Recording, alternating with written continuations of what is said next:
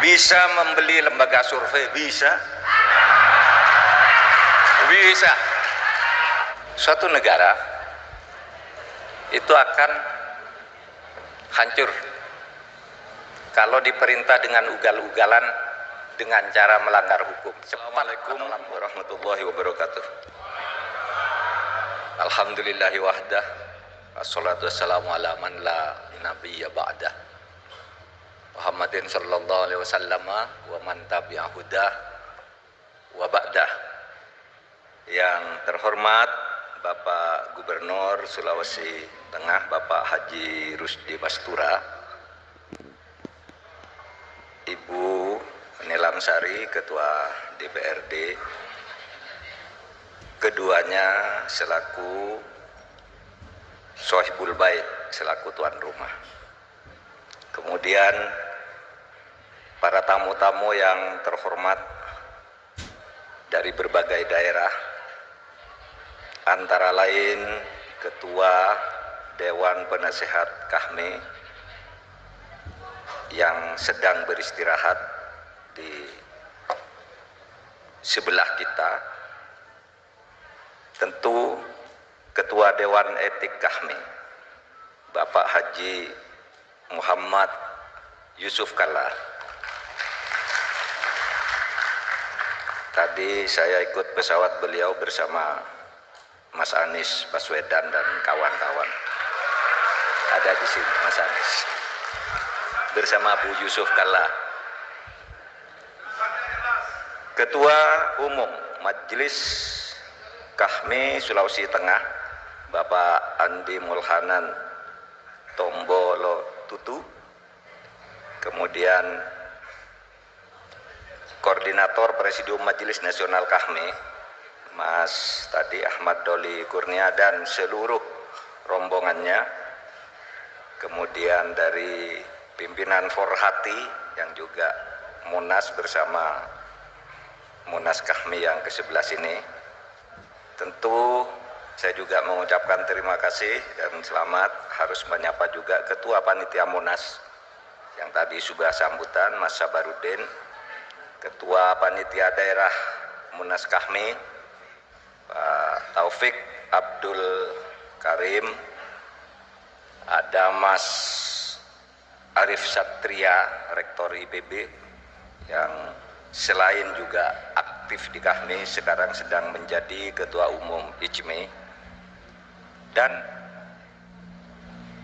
hadirin sekalian,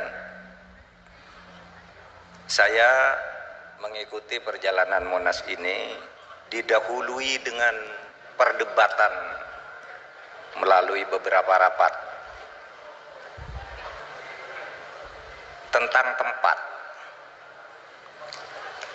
Terjadi rebutan, kalau tidak salah 6 daerah mendaftarkan diri itu mau menjadi tempat diselenggarakannya Munas. Akhirnya mengerucut kedua, yang salah satu diantaranya adalah Palu ini. Rapat ditunda. Nunggu apa? Palu itu sungguh-sungguh apa tidak? Buat surat pernyataan dalam waktu, kalau tidak salah seminggu gitu, harus sudah menyampaikan surat pernyataan bahwa siap dengan segala sesuatunya. Lobby-lobby dilakukan oleh teman-teman KAHMI Palu, termasuk itu Ketua Balik DPR Pak Arif Supratman, datang enggak nih Pak Supratman, itu melobi tolong diadakan di Palu Bang gitu. Banyak yang melobi dan akhirnya diputuskan di Palu. Seperti pada malam hari ini kita mulai dengan gala dinner. Karena begini, tadi saya diskusi dengan Pak Gubernur itu, apa arti biaya misalnya 14 atau 15 miliar untuk sebuah Munas yang sangat penting ini? Karena kalau teman-teman di daerah berhasil mengusahakan 15 miliar, kata Pak Gubernur tadi, nanti dari Palu itu bisa mendapat triliunan dari para alumni Kahmi untuk pembangunan ini, pembangunan itu, dan sebagainya. Oleh sebab itu cara ngitungnya Pak Gubernur itu sudah benar. Di sini nih banyak pengusaha-pengusaha besar, pada IPME, ada direktur bank, ada apa gitu, banyak. Nanti proyeknya dibawa ke sini semua, kecil tuh 15 miliar. Ngitungnya pintar. Terima kasih Pak Gubernur, dan tentu saja atas dukungan DPRD Ibu Nilam Sari. Tentu Bu Nilam Sari pasti didukung oleh Pak Ahmad Ali juga. Terima kasih juga Pak Ahmad Ali untuk itu. Nah, saudara sekalian, saya singkat saja mengucapkan terima kasih kepada Sulawesi Tengah, Pemdanya, HMI-nya, ormasnya, masyarakatnya yang telah menampung atau menyediakan tempat ini sebagai arena Munas ke-11. Saya berharap agar ini berakhir seperti Munas sebelumnya. Rame lah, kasak kusuknya rame biasa, tapi selesai ya selesai. Dulu di Riau begitu, kemudian di Medan begitu, ya rame biasa, dan itu bagus gitu, di mana dinamika. Tetapi sesudah selesai ya selesai, bahwa Kahmi tetap satu. Kenapa saudara ini penting? Karena sekarang saya tuh kebetulan diamanahi ngurus urusan politik, hukum, dan keamanan oleh Kahmi tentu saja. Gini, sekarang ini di bidang politik kita sudah banyak sekali kemajuan. Tentu kritik bisa dilancarkan setiap saat. Tetapi bagi Kahmi, kalau mau mencatat dengan sungguh-sungguh, ini satu kemajuan. Sekarang tuh orang Kahmi sudah boleh dan bisa menjadi apa saja. Saudara jangan bayangkan dulu Anda zaman Orde Baru gitu, ke orang Kahmi mau bilang saya calon presiden, nggak bisa. Nggak bisa. Saya ingin jadi menteri ini, nggak bisa. Di zaman Orde Baru harus lewat satu pintu screening yang sangat mencekam.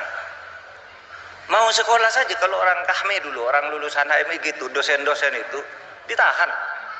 Mapnya di meja, ini HMI, ini HMI. Tapi begitu Orde Baru, coba sekarang Pak Arief Satria bisa jadi rektor, Rohmen Dahuri jadi menteri, Pak Yusuf Kalla jadi menteri. Nah, oleh sebab itu mari kita manfaatkan, bahwa itu masih kurang, itu iya. Sekarang sudah terbuka di tempat kita bisa memilih, bisa mengajukan calon, bisa mencalonkan diri, bisa juga bisa membeli lembaga survei, bisa. Saudara, dulu zaman Orde Baru itu enggak boleh ada survei. 5 tahun sebelum pemilu hasilnya sudah ada, yang menang Golkar, presidennya Pak Harto, itu dulu. Sekarang saudara boleh survei. Wah, ini surveinya sekarang yang nomor 1, nomor 2 ini. Ada ya, kok saya belum masuk, bayar dong, masukkan saya, boleh. Karena ini demokrasi sudah tumbuh, bahwa ini harus diperbaiki, mari perbaiki bersama-sama. Nah, yang terpenting, yang sekarang ini sedang saya dan teman-teman di presidium itu berkampanye tentang politik demokrasi yang berkeadaban. Bukan hanya sekedar ya demokrasi, tapi berkeadaban. Memberi contoh yang baik. Jangan saling membantai, saling memfitnah, saling menjelekkan, silakan aja. Berkeadaban. Jangan juga membeli. Ini yang harus dicontohkan oleh Kahmi, karena saudara, kalau saya bayangkan Kahmi itu, coba bayangkan di tahun 47 itu, saudara, tahun 48 Kahmi ini pernah mengadakan Dies Natalis di di sebuah kandang sapi di desa Tegalayang di Bantul. Karena pada waktu berpikir gimana caranya agar Indonesia betul-betul merdeka, sesudah itu anak-anak Islam bisa masuk ikut mengurus pemerintahan di Indonesia ini, mencetak kader bangsa. Dan sekarang pintu terbuka luas di depan kita. Tinggal kita mau berkhianat terhadap idealisme itu ataukah kita mau memelihara idealisme itu. Itu yang penting bagi kita. Nah, oleh sebab itu saya mengucapkan selamat kepada Monas ini, dan sebagai menteri yang juga diamanai ngurus hukum, saya ingin katakan satu hal, sebisa mungkin dari posisi kita masing-masing tidak bisa menyelesaikan masalah hukum semuanya. Masalah hukum itu berat, saudara, berat, mafianya di mana-mana. Kalau ada orang memperbaiki disikat gitu, ada jaksa gitu di suatu tempat nangani korupsi satu daerah, sesudah kencang-kencang itu dipindah dia ke satu tempat, ini mulai lagi dari nol. Masih mau ngejar koruptor, tarik lagi. Polisi juga banyak yang begitu, dan itu berlapis di berbagai institusi. Nah, maka saya katakan, saudara, kita sebagai orang alumni HMI berpedoman pada hadis Nabi, sebisa yang bisa kita lakukan, yaitu apa? Suatu negara itu akan hancur kalau diperintah dengan ugal-ugalan, dengan cara melanggar hukum, cepat atau lambat. Sehingga ketika Nabi diajak berkolusi oleh seseorang untuk meminta, tolong Nabi, anak saya jangan dihukum meskipun melakukan kesalahan karena saya ini malu, berapapun mau saya ganti tapi jangan dihukum. Tapi Nabi mengatakan begini, tahu enggak kamu hancurnya negara-negara besar sebelum kita ini? Dulu zaman Nabi itu kan ada Persia, Mesir, India, Cina, besar-besar. Hancurnya mereka itu semua karena kalau ada orang salah dan orang itu punya kedudukan dan kekayaan, mereka dilepaskan. Tapi kalau ada orang kecil bersalah, langsung dihukum. Maka kata Nabi dalam hadis yang sering dihafal oleh kita semua, fa ayyamallah law anna Fatimah binti Muhammad saraqat saqatatu yadah. Demi Allah, di mana saya ada dalam kekuasaannya, kalaupun anakku Siti Fatimah mencuri, saya potong tangannya. Karena saya ingin negara tidak hancur. Sehingga hadis Nabi ini kemudian diformulasi dengan sangat indah oleh Sayyidina Ali, yang kemudian dikutip oleh Ibnu Taimiyah. Apa bunyinya? Tabqa ad-daulah al-adilah wa in kanat kafiratan.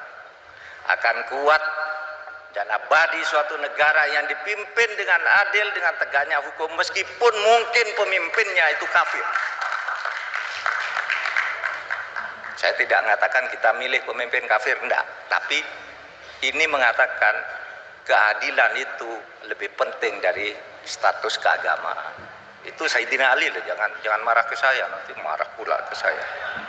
Wa tafna ad-daulah adz-dzalimah wa in kanat kafiratan. Ini Ibnu Taimiyah yang sering dikutip oleh senior kita, Nurholis Majid.